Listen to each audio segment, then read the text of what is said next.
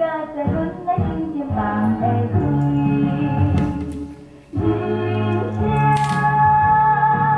từ đây buổi sáng cho em thì ai mi mê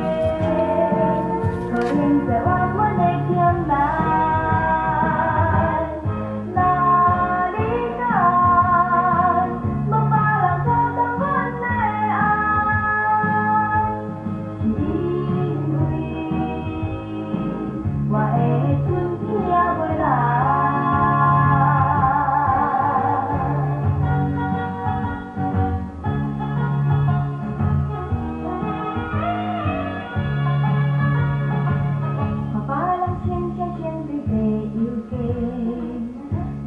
chỉ có ta chỉ để ta xây